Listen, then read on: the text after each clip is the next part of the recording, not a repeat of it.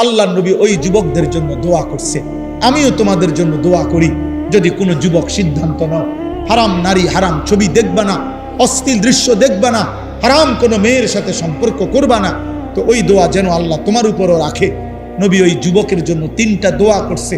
আল্লাহ মাগফির জামবাহু, আল্লাহ এই যুবকের গুনাহগুলো মাফ করে দেন। ও তাহকির কালবাহু, আল্লাহ যুবকের অন্তর পবিত্র করে দেন। ও হাসিন ফারজাহু, আল্লাহ যুবকের লজ্জাস্থানও পবিত্র করে দেন। তোমরাও দিল থেকে নিয়ত করো, আগামীর পৃথিবী তোমাদের অপেক্ষা করছে।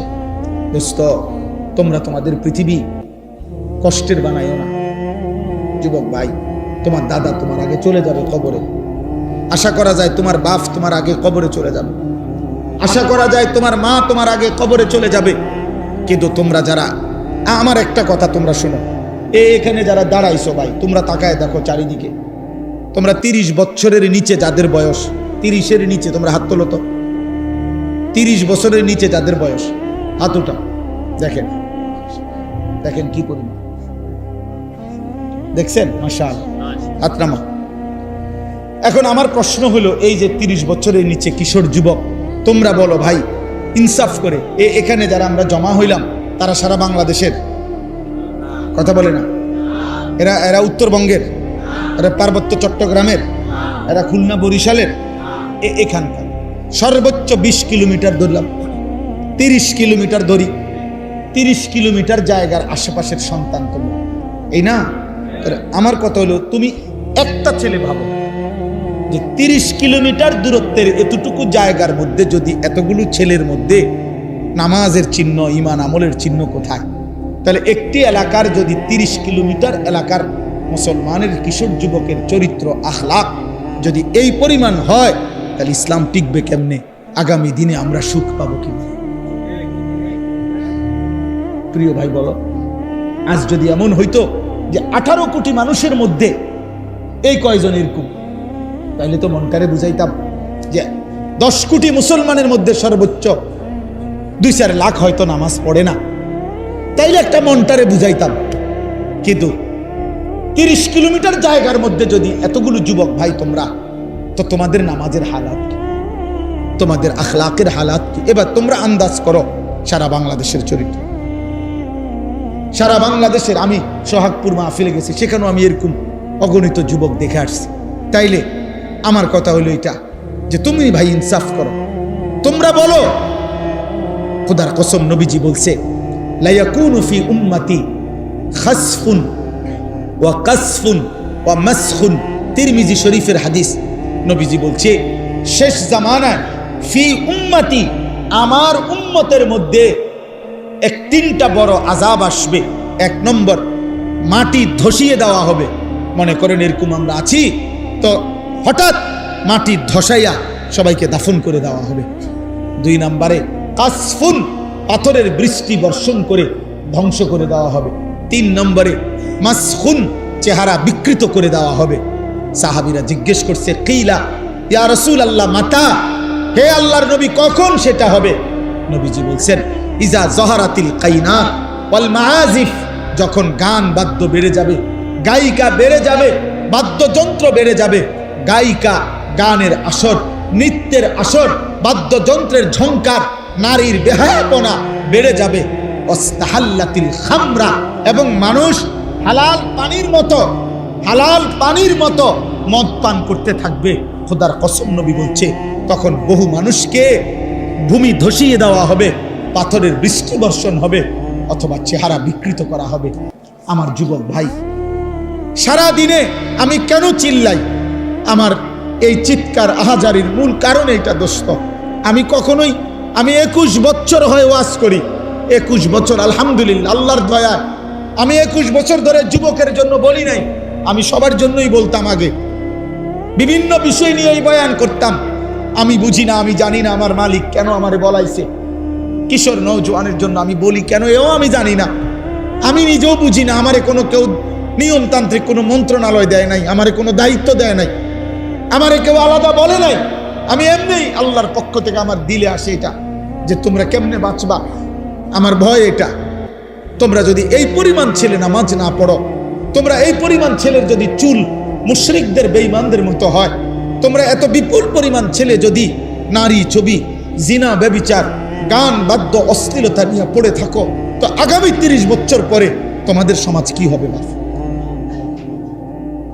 আমার ভাই বলো, তোমার এই বয়সে যদি তুমি এক ওয়াক্ত নামাজ না পড়ো, আল্লাহ যদি তোমাকে একটা সন্তান দেয়, আল্লাহ যদি তোমার বিবাহ করার তৌফিক দেয়, তোমার সন্তান কেমন হবে বলো না? আব্বা, আমি ছোটবেলায় দেখে গেছি, আমার আজীবন আমার বাপেরে আমি দেখছি, আমার আব্বা মসজিদের ইমামতি করতেন,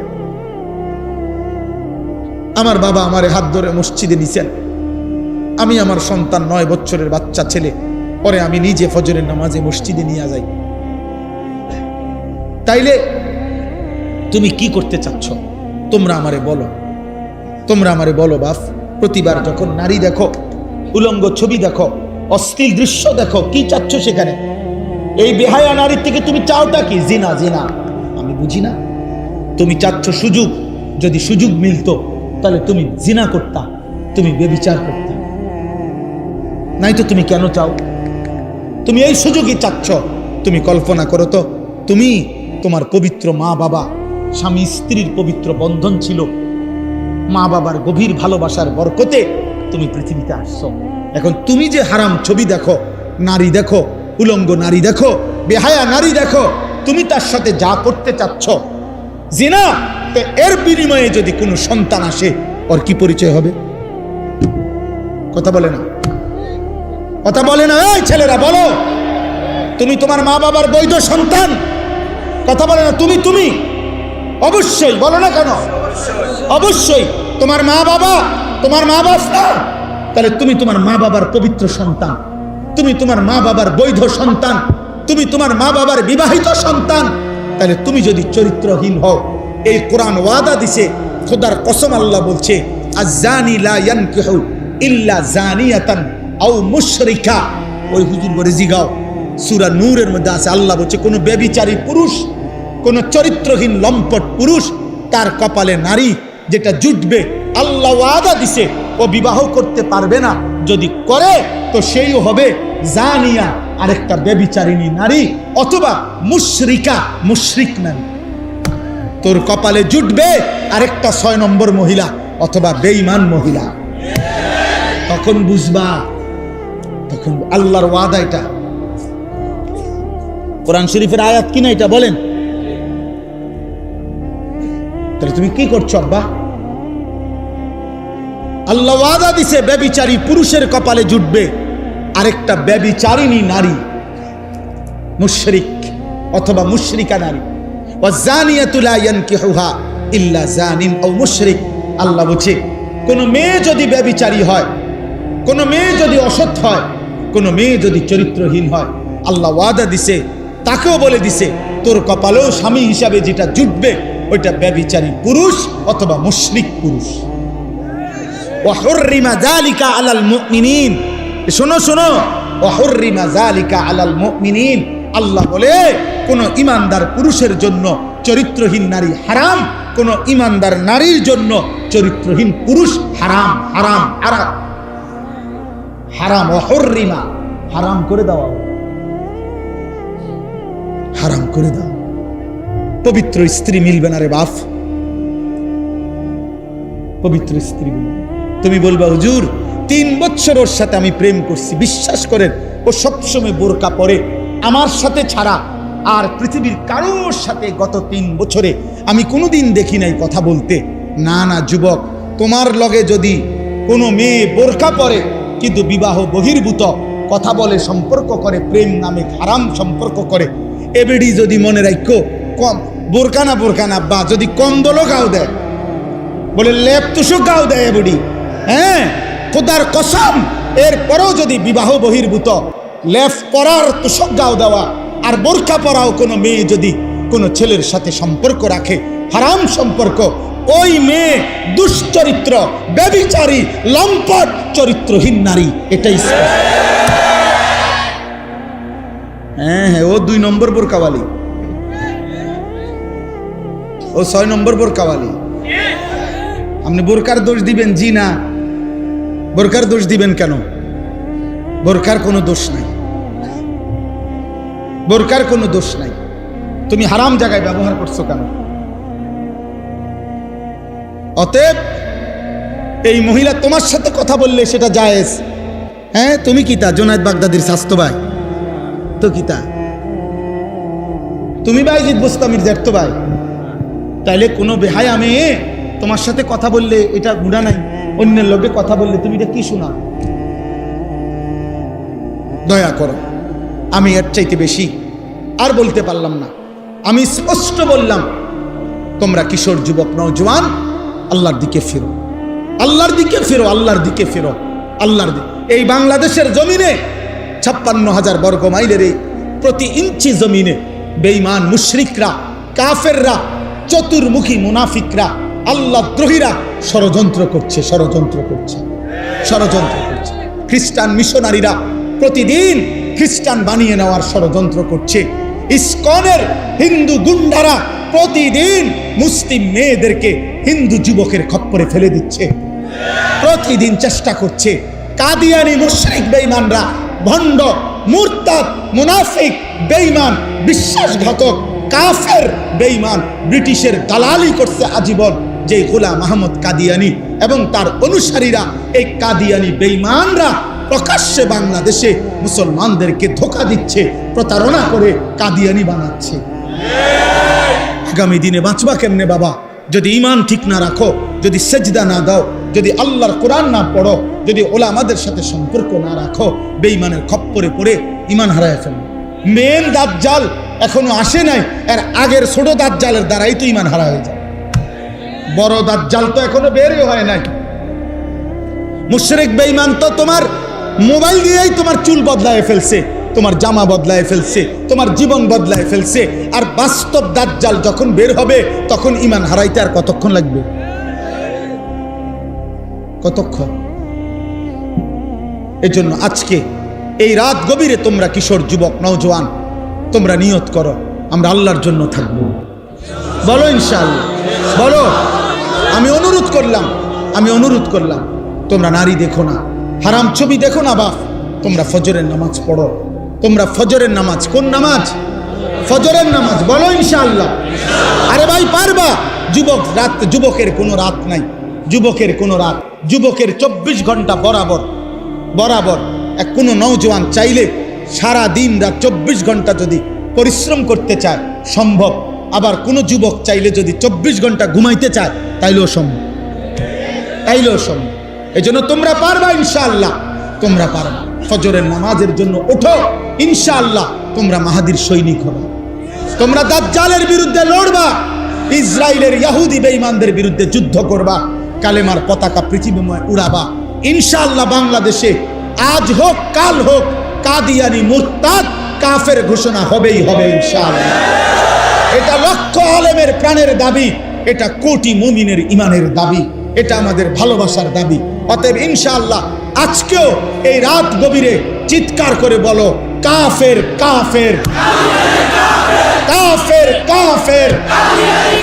দাঁড়িয়ে বলো, দাঁড়িয়ে বলো, বলো, বলো।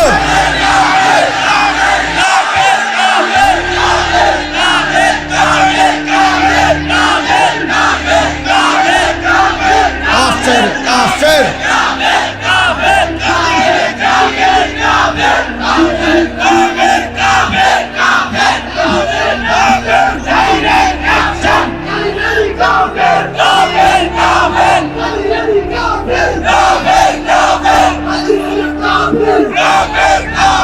বসো, বসো ভাইয়া, বসো। এটা আমাদের ঈমানের দাবি, এটা আমাদের ভালোবাসার দাবি, এটা আমাদের রক্তের দাবি। মুহাম্মদ আরবি সাল্লাল্লাহু আলাইহি সাল্লামের ইজ্জতের জন্য আমাদের পূর্বপুরুষ বারবার জীবন দিছে, আমরাও দেব ইনশাআল্লাহ, আমরাও দেব ইনশাআল্লাহ। আমি বললাম ছেলেরা, আল্লাহর জন্য, দ্বীনের জন্য, নবী সাল্লাল্লাহু আলাইহি সাল্লামের ইজ্জতের জন্য যখন, এই ছেলে আমার কথা মনে রাখো বাপ, যখন যে পরিমাণ যুবক ইসলামের জন্য দরকার ছিল আল্লাহ তখন সেই পরিমাণ নিছে, আগামী দিনও নিবে। তুমি দোয়া করো আল্লাহ আমাকে মুমিনের কাফেলায় রাইখেন আল্লাহ। মাহাদির কাফেলায় রাখো। তুমি দোয়া করো, আল্লাহ চাইলে নেবে, আল্লাহ চাইলে নেবে। আল্লাহ নিজে বলছে, বন্ধু মক্কার জমিনে আপনি দাওয়াত দেন, লোক নিমু আমি। নবীজিকে আল্লাহ বলছে, বন্ধু দাওয়াত আপনি দেন, লোক নেব আমি। লোক নিবে কে? এজন্য আল্লাহ বলছে, নবীজি আবু বকরকেও দাওয়াত দিছে, আবু জেহেলকেও দাওয়াত দিছে, আবু লাহাবকেও দিছে, ওমরকেও দিছে। আল্লাহ বলছে, আবু বকরকে আমি নিলাম, আবু জেহেলকে নিলাম না, আবু লাহাবকে নিলাম না, ওমরকে নিলাম, ওসমানকে নিলাম, উতবাকে নিলাম না, আলীকে নিলাম, সাইবাকে নিলাম না। আল্লাহ বলছে, বন্ধু আমি যাকে চাইলাম তাকে নিলাম, যাকে চাইলাম না নিলাম না। আপনি বলেন সবাইকে লোক নেমু আমি। এই জন্য আমরা বলে তো যাচ্ছি সবাইকে, কিন্তু রব ইমানের জন্য, ইসলামের বিজয়ের জন্য, কালেমার পতাকার জন্য লোক নেবে কে? আল্লাহ যেন তোমাকে কবুল করে, আল্লাহ যেন তোমাকে কবুল করে, আল্লাহ যেন তোমার পরবর্তী জেনারেশনকে কবুল করে। আমি আমার ছেলেকে বারবার হাত ধরে ধরে বলছি, আমার 2 সন্তানকে, বাপ আমি যদি কোনোদিন হারিয়ে যাই পৃথিবী থেকে, তুই বলবি আল্লাহর কথা, কালেমার কথা বলবা, ইমানের কথা বলবা, আল্লাহর জন্য জান দিলে, আল্লাহর জন্য জীবন দিলে, আল্লাহর জন্য দুশ্মনের আঘাতপ্রাপ্ত হলে এটা লজ্জার নয়, বরং এটা ইজ্জতের বিষয়। আমাদের মজলুম যারা কারা নির্যাতন সহ্য করেছেন, ওনারা জাতির কাছে ঘৃণিত, সম্মানিত, সম্মানিত। যুগে যুগে ইসলামের জন্য, আল্লাহর দ্বীনের জন্য যারা জীবন দিয়েছে, যারা কষ্ট লাঞ্ছনা জুলুম অত্যাচার সয়েছে, পৃথিবীতে তারা অমর হয়ে আছে। আল্লাহ তোমাদেরকে তৌফিক দেন, কবুল করেন। আমার প্রিয় ভাই, সূরা ফাতিহার 4টা আয়াত আমি পড়ছিলাম, আমি লম্বা তাফসির করতে চাচ্ছি না, শুধু একটা কথা বোঝানোর জন্য এই 4টা আয়াত পড়ছি। মহান আল্লাহ পাক রব্বুল আলামিন প্রথম আয়াতের মধ্যে বলছে আলহামদুলিল্লাহি রব্বিল আলামিন। আমরা অর্থটা জানি, সমস্ত প্রশংসা ওই আল্লাহর জন্য যিনি জগৎ সমূহের প্রতিপালক। অর্থ হলো আল্লাহ বলেন, বান্দা এই সৃষ্টি জগতের সব কিছু আমি লালন পালন করি। যেখানে যত আয়োজন, যেখানে যত সৌন্দর্য, যেখানে যত মায়া, যেখানে যত ভালোবাসা, যেখানে যত পছন্দনীয়, যেখানে যা কিছু ব্যবস্থাপনা, সব আমার, সব আমার, সব আমার। অতএব ইনসাফের দাবি বান্দা, প্রশংসা আমারই হক।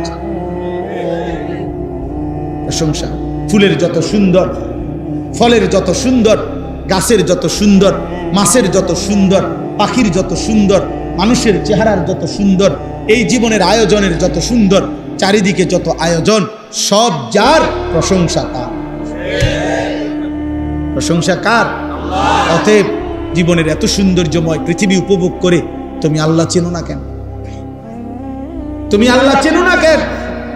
তুমি মালিক চেনো না কেন? তুমি মালিক চিনবা না কেন? অতএব এই প্রথম কথাই, আমাদের সমস্ত প্রশংসার হকদার কে? আল্লাহ, আল্লাহ। 2 নাম্বার, আল্লাহ বলে এই গোটা জগৎ আমি বান্দা লালন পালন করি, তোমার জন্য সব কিছুর ইন্তজাম করছি।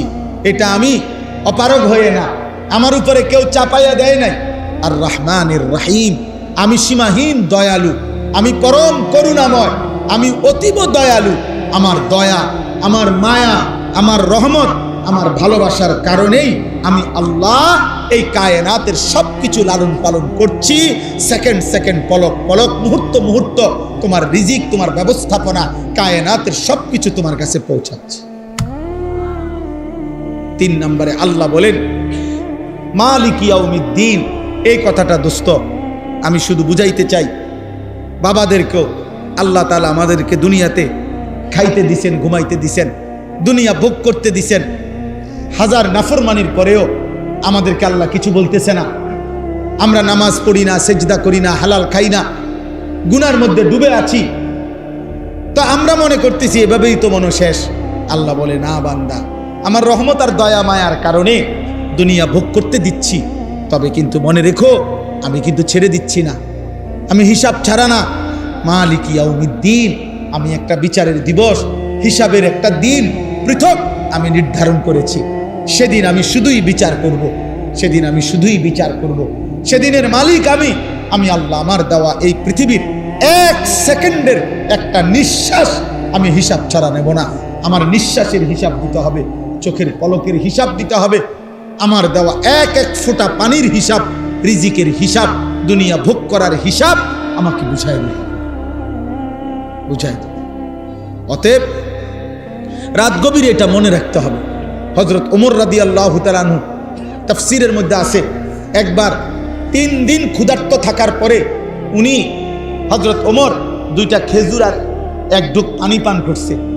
আল্লাহর নবী বললেন, ওয়াল্লাহি লা তুসআলু আন হাযান নাঈম, ওমর আল্লাহর কসম এই 2টা খেজুর আর পানির হিসাবও কিয়ামতের দিন তোমাকে দিতে হবে। হযরত ওমর কাঁদছিলেন, ইয়া রাসূলুল্লাহ 3 দিনের ক্ষুধার্ত আমি, এরপরে মাত্র 2টা খেজুর খাইলাম, একটু পানি পান করলাম, এটার হিসাবও দিতে হবে? আল্লাহর নবী বলেন, ওয়াল্লাহি লা তুসআলু, আল্লাহর কসম হ্যাঁ আল্লাহ এটাও জিজ্ঞেস করবে। দোস্ত আমার, অতএব এই রাত নষ্ট করো, এমন সুন্দর হায়াত নষ্ট করো। প্রিয় ভাই, কোন রাত আর ফিরে না। আজকের মাগরিবের ওয়াক্ত আর হবে না, আজকের এশার নামাজের ওয়াক্ত আব্বা আর হবে না, এই রাত আর আসবে না। এই যে 16ই নভেম্বর 2025 রোজ রবিবার, খোদার কসম এই শিরোনাম পৃথিবীতে আর হবে না। আগামী সপ্তাহে রবিবার আসবে, কিন্তু সেটা 16ই নভেম্বর না। আগামী বছর 16ই নভেম্বর আসবে, কিন্তু সেটা 2025 না, 2026। কি মনে হয় এই শিরোনাম হুবহু আর হবে কোনোদিন? আজকের মাগরিবের ওয়াক্ত আর হবে না। আগামীকালকে তো এটা আগামীকালকের মাগরিব, আজকের এশার ওয়াক্ত আর হবে না, এটা তো আগামীকালকেরটা তো আগামীকালকের এশা। কোনো ঘন্টা মিনিট সেকেন্ড আর ফিরে না, আর আসে না। অতএব দয়া করে রাত গভীরে, আমি কষ্ট দিলাম সবাই, দূর দূরান্তে ফিরে যা, আমরাও দূরে ফিরে। আমি এই যে 4 দিন পথে পথে, আল্লাহ যদি হায়াত বাঁচায় আজকে বাসায় ফিরবো, তাইলে ইনশাআল্লাহ। এই জন্য বললাম সবাই ঘরে ফিরবেন। প্রিয় ভাই, প্রিয় নওজোয়ান, প্রিয় সন্তান, সবাইকে বললাম, আমি বাবাদেরকেও বলি, আল্লাহ তাআলা বলছেন মালিক ইয়াউমিদ্দিন, বান্দা তুমি আমার খুব বেশি দয়া মায়া দেখা ভুলে যেও না, ভুলে যেও না, আমি কিন্তু বিচার দিবসের হিসাব করব। আমি লা যুলমাল ইয়াউম, 1 বিন্দু জুলুম হবে না। ওয়ালাদাইনা কিতাবুন ইয়ানতিকু বিল হক ওয়া হুম লা ইউজলামুন, আমার কাছে আমলনামার কিতাব আছে, যেটা আমি লেখাইছি ফেরেশতাদেরকে দিয়ে, সেটা তোমার সামনে ইয়ানতিকু, কথা বলবে, কথা। তোমার আমলনামা তোমার সামনে পড়বে, শোনাবে, তোমার আমলনামা কথা বলবে, তোমার জীবনে শোনাবে। সেই আলোকে আমি আল্লাহ ফয়সালা করব, ফয়সালা করব। আমি 1 সুতা ছেড়ে দেব না বান্দা, 1 সুতা। এজন্য হাদিসে আছে, নবীজি বলছে, উম্মত যদি হাসরের ময়দানে কারো আমলনামা আল্লাহর সামনে নেওয়ার পরে আল্লাহ যদি 1 সেকেন্ড কোনো বান্দাকে বলে তুমি খোলো, 1 পৃষ্ঠা খোলো, কাইফ, থামো, 1টা পৃষ্ঠা উল্টাও, নবীজি বলছে খোদার কসম সে নিশ্চিত জাহান্নামে যেতে হবে। তো নবীজিকে জিজ্ঞেস করছি, ইয়া রাসূলুল্লাহ জান্নাতে তাইলে যাবে কে? নবীজি বলছে আল আরাজু ফাকাত, শুধুমাত্র আমলনামা নিয়ে একাকী একজন আল্লাহর সামনে এসে যখন দাঁড়াবে, নিজের আমলনামা নিয়ে শুধু আল্লাহ তাকিয়ে যাকে বলবে, আমলনামার দিকে তাকায়া আগে বাড়ো, ওকে আগে বাড়ো।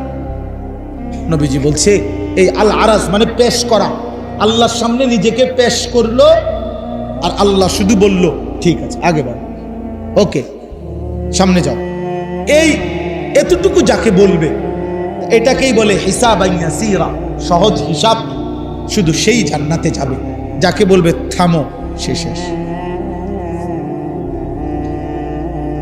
রব্বে কাবার কসম, এমন সুন্দর জীবন নষ্ট করো না, এমন সুন্দর জীবন। এই জন্য আল্লাহ বলছে, বান্দা অতএব তুমি উভয়ের মধ্যে সমন্বয় করো। তুমি শুনছো আমি আর রহমান আর রাহিম, আমি খাওয়ামু পড়াম, আমি দয়াবান, আমি তোমার আটকাইতাম না, বাদ কয়টার লাগে আমি বন্ধ করতাম না বান্দা, কিন্তু আমি হিসাব নেব মালিক ইয়াউমিদ্দিন। কাজে তুমি 2টা মিলাইয়া, অতএব তুমি নিশ্চিন্তে বলো যে ইয়্যাকা না'বুদু ওয়া ইয়্যাকা নাস্তাঈন। আল্লাহ আপনি যেহেতু দয়া করছেন, আপনি যেহেতু লালন পালন করছেন, আবার আপনি যেহেতু হিসাব নেবেন, কাজেই এদিক সেদিক যাইয়া লাভ নাই, এলোমেলো করে লাভ নাই।